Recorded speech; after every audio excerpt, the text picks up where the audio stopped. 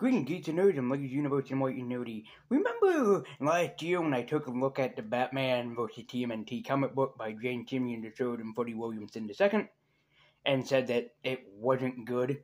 It had some good story points, and it had some great artwork, but it wasn't that good of a comic book, like it wasn't anything that we have dreamed up of. Well, I have actually had the interest in me, like something was pulling me towards this and I couldn't ignore it. Like something was just telling me to pick this up. Anybody of you guys might be thinking, this is nothing special, except that it includes one movie that I haven't seen, which is why I'm talking about Batman vs. TMNT, because it has the animated Batman vs. TMNT movie on it. And I'm going to be honest with you guys now. I didn't like TMNT or Batman vs. TMNT, the comic adaptation.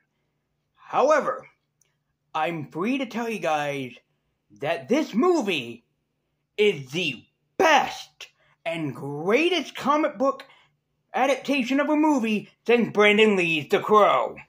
I don't know how they managed to make such a great movie out of a comic book that I thought wasn't that interesting, but I am so pleased that they happened to do so and find a way to make it magical. So welcome to my review of Batman vs. Teenage Mutant Ninja Turtles, the movie adaptation.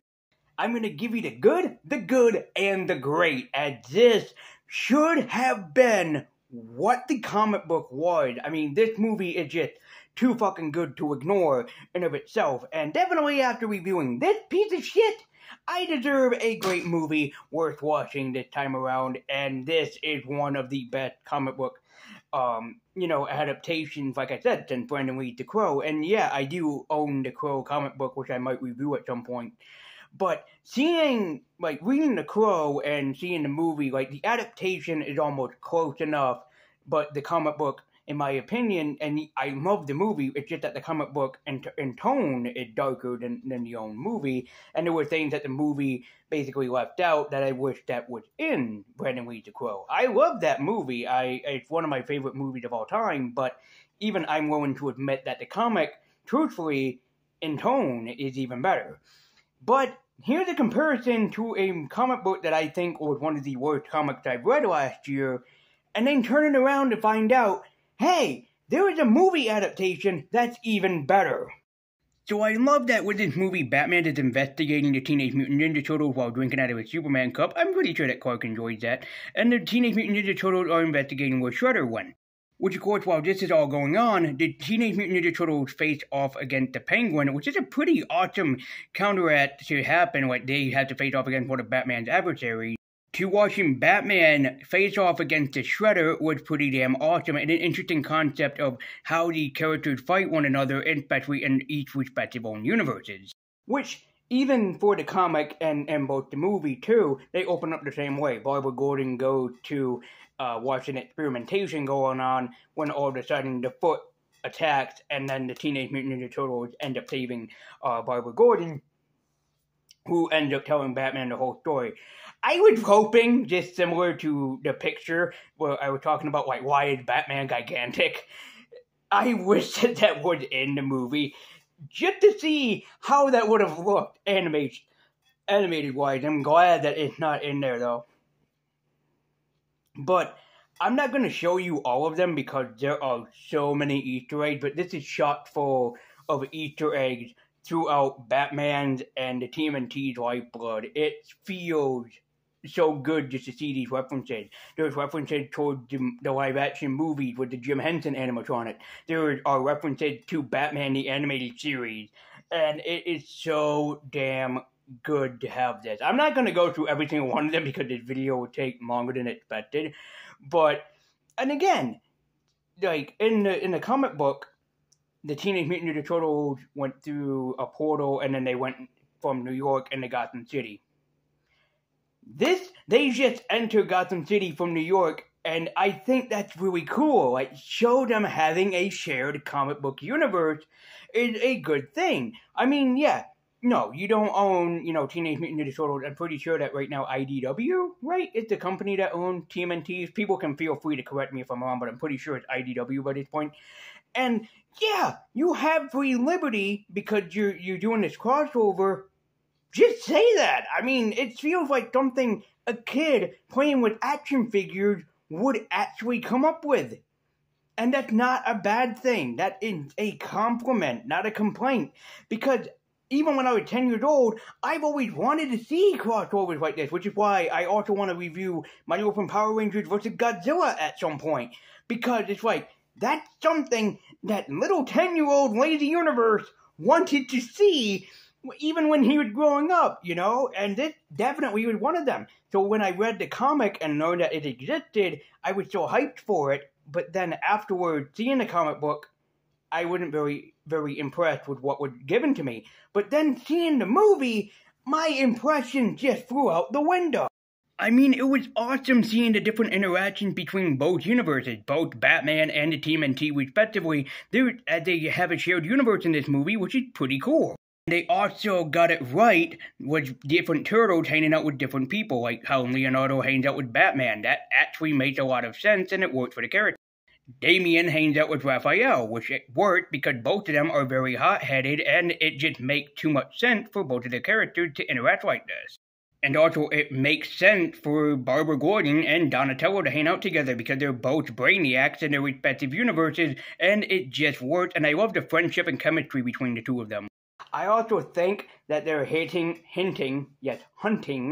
sorry, speech impediment and everything. I think that they're hinting at a relationship between Donnie and Barbara, and it's like, oh, that's adorable, the chemistry that they have together too. And especially later on when Donatello and Barbara Gordon basically exchange numbers, I'm like, oh, girlfriend, they're hinting up a freaking relationship between the two of them.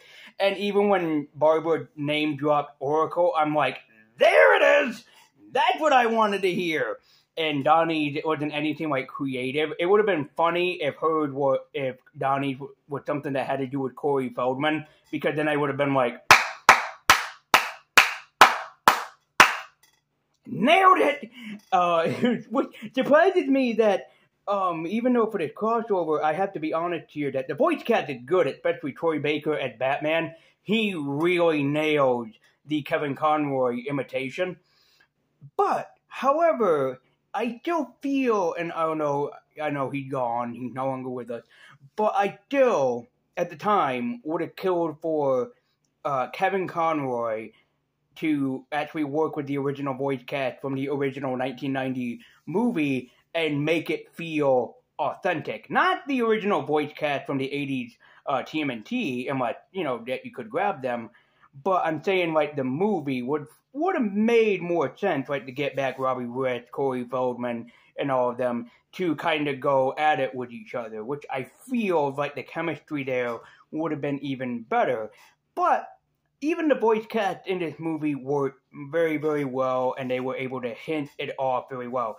And I love that the movie left out from the comic book where Batman takes Raphael to Crime Alley and go, this is where my parents died, Raphael. I'm like, oh, thank God that they left that out. But they give you something even better at the turn of events between Raphael and Batman, because there is a moment in here where Raphael basically tells off Batman.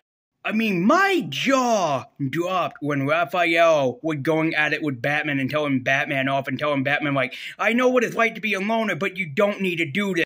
As he was trying to hint heavily to Batman that family is more important than anything else, and that he knows what it's like to lose his family, especially if his brothers were ever hurt or left behind. Basically trying to beg Batman not to let his life go down the drain as he stares into the abyss every day, and that was awesome to have Raphael give fucking Batman, this speech. And also, it's a parody, or, not parody, it's an influence from the Lego Batman movie where the inspirational speech behind the Lego Batman movie was family is important, which always is. As a brother of an older and younger sister, family is definitely the most important thing that you can ever do, and I would bend over backwards for my sister at any given time. I mean, if someone ever gave me the same speech about protecting my sister, you bet your butts I'm going to be in their corners and backing them up and everything. But the one thing that also is nice to see is also, for some weird reason, they threw in an Easter egg from Batman Arkham Asylum where Joker becomes the Warden of Arkham. So again, that was an awesome Easter egg that I wasn't expecting. But also what's different is the Animorph, I guess, Animorph. Anybody remember Animorph? Some people probably will. But the Animorph changes, like, compared to the comic book to here, there are a few changes, like, for example, one that's the same is, Mr. Freeze being a polar bear. But one thing that's very different is that Joker and Harley are not a pair of hyenas. Instead, Joker becomes the King Cobra, a reference to Karai, I'm pretty sure. And Harley becomes a dog. It's not really a hyena, she just becomes a dog, and I'm like, okay. Like, I have to go back and read the comic book at some point, but Two-Face is a pair of cats, and Bane, I think, becomes a panther. Maybe that's a reference to the Teen Titans member Panthera. Or Panther, I mean, not Panthera. I'm thinking of Thundercats. I combine Panthro and Panther together. But I'm pretty sure that might be a reference to Panther from Teen Titans, who was a wrestler. Luchador. Or it could be a reference to Prepare for Mucha Lucha! Or El Tigre. I mean, you gotta pick your choice here. I'm pretty sure it probably was a reference to Panther from the Teen Titans. But I thought that was very weird. But one thing that made me laugh more than anything in this film is what happened to poor Poison Ivy. Now, keep in mind, I love Poison Ivy. She's one of my favorite Batman femme fatales in the DC universe. But Poison Ivy is a plant. So when she gets transformed, you would think that she would become an animal that's quite closely related to plants in a way. Like, you would think that she would become like Snakeweed from TMNT 2013. She becomes a plant, and she tries to attack Robin, which I will talk about Damian more in a bit about why he's so good in this movie too. But she tried to attack Damian, Raph, and Mikey, and I have to play the clip because just watch this. This is bad, huh? Worse, it's Poison Ivy. Although, all this personal growth can make a plant hungry. For real? She can't read?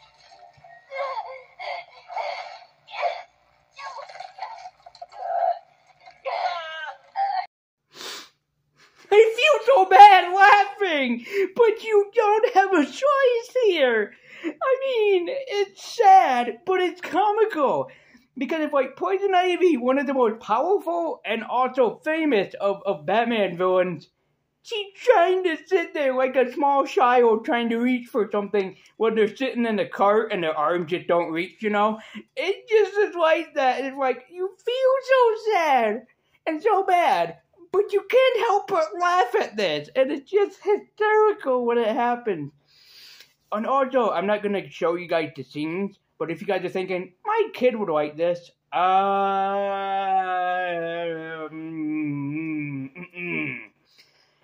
there is blood and very haunting, scary images. I'm 29. I've seen movies that had everything in it. Just to give you an example, they show you 3 of the Teenage Mutant Ninja Turtles dead. A reference to the last Ronin, I'm sure. Which I'm pretty certain that Leonardo was not the last Ronin. Nobody spoiled that for me. I want to read it and review it on the channel at some point, but I'm pretty sure Leonardo is not the last Ronin. Don't say, no, it's this turtle, because then you're going to spoil it for me and I won't want to read the comic book. Don't do that. At all. And there's even a moment in here where a guard from Ra's al Ghul himself gets his head decapitated right off. There's no blood, but you just feel it. There's a dude that Shredder just stabs right through the back, and you can see the sword stick out through his chest. So, this is a very dark movie. and it's rated PG-13. Did James Gunn direct this, and this is just his version of, like, what that would be like? Because remember, Guardians of the Galaxy Volume 3 was supposed to be rated R, and Marvel was giving him a hard time about it, and he goes, nope, I can fix this. And so he really stretched the mark to make it PG-13. It's like, high five to the director. Also, high five to the writer behind it, because she did and yes, it's a she, did a wonderful job at making all the characters very relatable. From Batman to Barbara Gordon to Damian, who I think that she really brought out the best in Damian. Like, making Damian the most relatable character in this, and to really make him go from the Robin that no one really liked, which I get it, because when Damian first appeared, he was a little shit. He's still kind of a little shit in the comic books. But to have him go from being this little asshole to being respected, especially in this movie, especially by Raphael, the hothead and kind of shithead of the Turtles. Nothing to Raphael fans or anything, but that was an amazing moment to have both Raphael and Damian bring out the better in each other. That was awesome. That was just a wonderful, wonderful moment to see happen here. And it was also awesome to have the Turtles face off against Batman, not once, but twice in this movie. Yeah, the Turtles fight Batman one-on-one at the beginning like they do in the comic, but then later Batman becomes a man-bat sort of thing, and they have to fight him and try to take him down. It's a wonderful and terrifying moment, because it also reminds you, like, if this ever happened to Batman, are we certain that we could stop him if he was a giant mutant bat? I also love the ending because it's a rematch between Shredder and Batman, which is just awesome, and then the Turtles have to face off against Ra's al Ghul himself. And also, no spoilers, but the ending is such a highlight of the movie and was the greatest part of the movie. And all sincerity, also had the most heart. So, do I recommend and love Batman vs. Teenage Mutant Ninja Turtles? Fuck yes! This movie is everything the comic book should have been and more. It had even the most awesome animation, which I didn't touch upon, but the animation is awesome. It's just a nice touch of cartoon with a nice touch of almost like Naruto or Boruto or even One Piece type of animation that goes into it, and it's just it's a French kiss on top. It's just a chef's kiss on top of an already juicy, tasty, and delicious piece of pizza that just came nice and fresh and warm out of the oven. Just wonderful. And the thing is, I feel bad that I would turn off against this movie, but this is probably one of the best comic book adaptations of a movie ever. Even if this was live action and they did it well, this would have been even more exciting for me, which has me all the more excited when The Last Ronin comes out, which it won't until 2026. So unfortunately, I have to be patient until it gets made. But my Funko Pop rating of Batman vs. TMNT is not going to be an Aquaman. I know a bunch of people are probably expecting that. It did rise above my expectation, but there is just that little piece of something heroic and marvelous underneath it. And that's why my Funko Pop rating of Batman vs. Teenage Mutant Ninja Turtles is going to have to be a Ms. Marvel.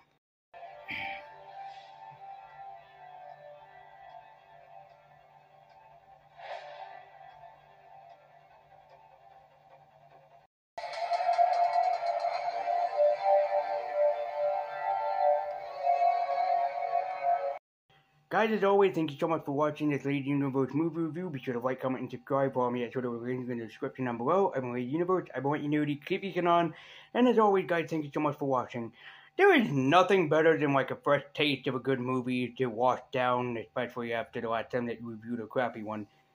Although, I can't help but think that there is something I haven't done in a while that some people probably really want me to do. But for the life of me, I can't help but think of what that thing could possibly be. So, you've really forgotten that you didn't review any more manga when you promised to during your top 10 comic books of the year list. You also promised it when you did your top 10, when you did your Christmas special back then, you asshole. So, people are kind of waiting for us to talk about manga again. So, when are you possibly going to get back into doing that?